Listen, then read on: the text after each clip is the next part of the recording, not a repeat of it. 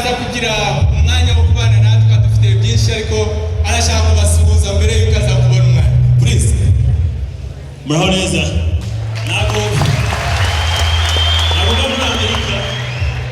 muri Amerika niho twagiye kugira ubumenyi twakora ariko dutuye mu Rwanda turi Abanyarwanda kandi nishimiye cyane kugera hano nyuma y'imyaka 15 irenga plus. So thank you for having me. God bless you. Thank you. Turaza kuza kubana nawe murakoze cyane. Ntabwo ari wenyine, hari undi muntu wa kabiri bazanye kugira ngo nawe n'umwe mu babaye hano muyoboke. Please come and say hi. You okay? Thank you very much. This is our graduate from the University of Rwanda. Thank you. Muraho. Jya ntabwo ndi umushyitsi, nize muri kaminuza, kariyeri mu manegera yitangiriye hano. Natangira na Tom Close yarangije hano. So ndabashuje cyane ndishimye, ndabona uti mwarayihinduye narigeze mu gihe ahandi.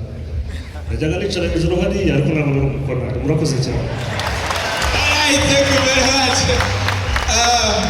Turabafite baraza kugira umwanya ariko ntabwo nanone bari bonyine, dufite na mushiki wacu Scovia.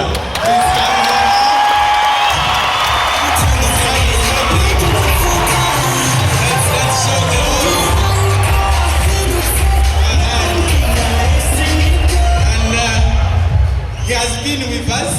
Thank you for coming back. Bravo.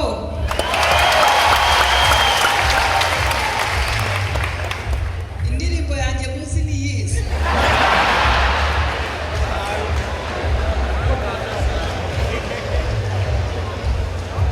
Okay, murakoze cyane. Yewe nziyade Ben ngo rasinzira kaburi bitotsi.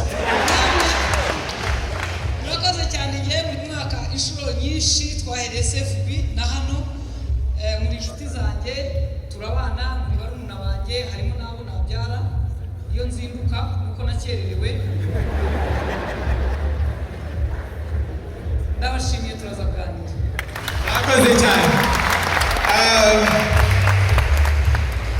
Ngira ngo hari n'abandi dufite umuntu waje uhagarariye CEO wa MTN